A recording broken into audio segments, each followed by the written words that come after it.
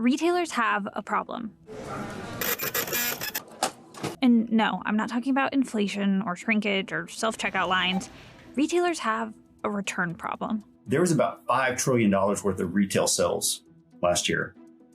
14.5% of those were returned. That is huge, $743 billion worth. You might have heard some retailers are changing return policies, shrinking return windows, limiting the types of items that can be returned, even charging for returns in some cases.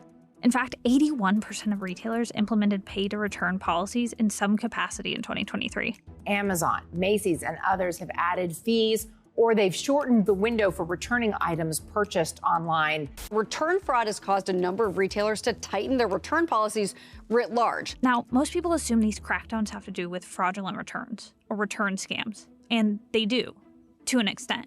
Retailers expect 16.5% of holiday returns to be fraudulent this year. That's $24.5 billion worth. The reality is, returns have always been a drag on the bottom line, and the advent of e-commerce accelerated the issue as retailers started absorbing the cost of postage, transit, and lost items. It's no wonder big box companies are starting to change their policies, making it harder for fraudsters and cutting down on the cost of returns across the board. You change a little bit of some of your policies on returns on when you actually refund people, and you try to make sure you got the right product before you actually authorize the refund. But what if I told you this is just the latest effort in cracking down on return losses? What if retailers have been quietly tracking your return behavior for years?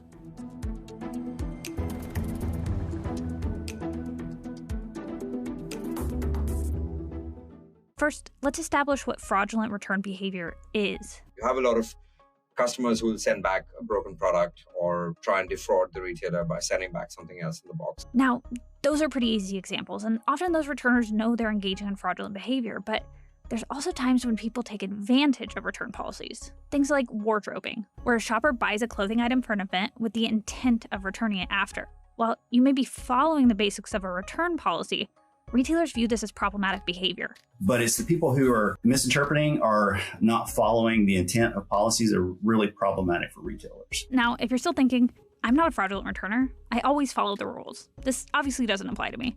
Sure, maybe not, but that doesn't mean you haven't been flagged in the past. It isn't sort of a binary event. It isn't that either you're a good returner or a bad returner. Essentially, what retailers are trying to do is ensure that every customer is profitable on their own. A 2018 report by the Wall Street Journal documented what was and still is a largely unspoken policy of big box retailers, tracking and profiling risky return behavior, even going as far as banning customers from returning at the store. Customers who seemingly have done nothing wrong because of their return score. But what's a return score? Who's keeping track and what do they know about me? Let's use an example. Say I went into my local big box tech store and bought a laptop last year. I take it home and decide, this isn't for me. I'm going to return it. So I go back to the store and return the item within the proper time period. I have my receipt, it's in the original packaging. But this is a pretty expensive item, so I'm asked to show an ID. Hey, no big deal. I give them my ID and the card I made the purchase with. All good. I get my money back and leave the store. Fast forward to today. I go to buy a flat screen TV at that same big box store, but I get it home and it isn't the right size. You know what? I'm just going to order it online. So I go back to that big box store and return the TV within the proper time frame. I have my receipt, it's in the packaging, and wait, what do you mean I can't return it? I'm following company return policy, aren't I? I'm then handed a sheet that tells me I need to reach out to a third-party company to find out why my return was refused.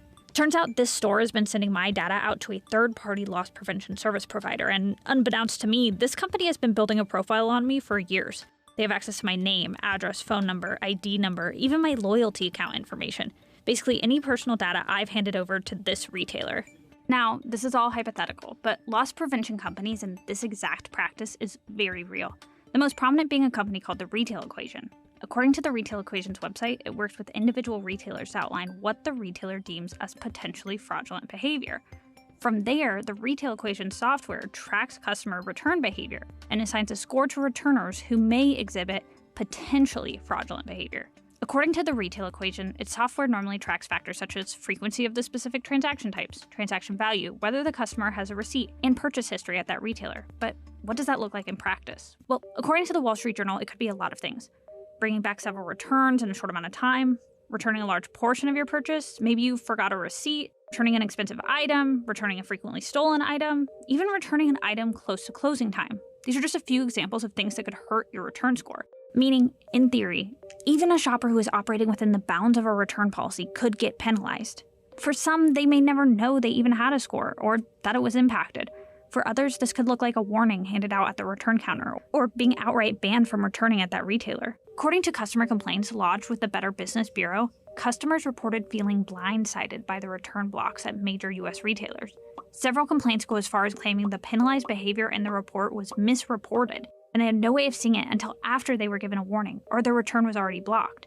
It's complaints like these that prompted several now dismissed class action lawsuits against the retail equation between 2020 and 2023. Plaintiffs in each suit allege this software often gets information wrong and gives shoppers little recourse when it comes to accessing or correcting the data the retail equation collects. The lawsuit goes on to claim that this data is supplied to the retail equation without the knowledge or consent of consumers. The problem is these types of complaints are hard to back up. Often these policies are outlined where most of the fine print is buried, in retailers' terms of service or return policy. It isn't something you can opt out of, because if they have decided to outsource their return logistics to a third party, and you're agreeing to purchase from them in that purchase agreement, you're also implicitly opting into accepting the third-party logistics provider for returns. At the time of the Wall Street Journal report, the retail equation said it worked with 34,000 stores. The 2021 class action suit named several retailers as defendants, including Dick's Sporting Goods, Best Buy, and Advance Auto Parts. Other retailers like Home Depot and TJ Maxx have also been identified as past users of the retail equation services. And this leads back to our bigger question. If retailers have been implementing these targeted policies for a while, why implement broad policy changes now? Now that interest rates have also risen, what you have is retailers thinking, look, there's a piece of cost here that isn't necessary. Basically, it's a lot more expensive to be a retailer right now, meaning to turn a profit, they're having to tamp down on areas that have historically been money drains. According to the retail equation's own numbers, the U.S. retail industry lost over $101 billion to return fraud and abuse in 2023. And that's not counting the cost of all the regular, non-fraudulent returns. Most of the returns that come back, it could cost up to 40% of the retail or the original retail price to put that item back on the shelf. And there's no guarantee they can sell it for what they originally asked for it. So they're losing money on both ends.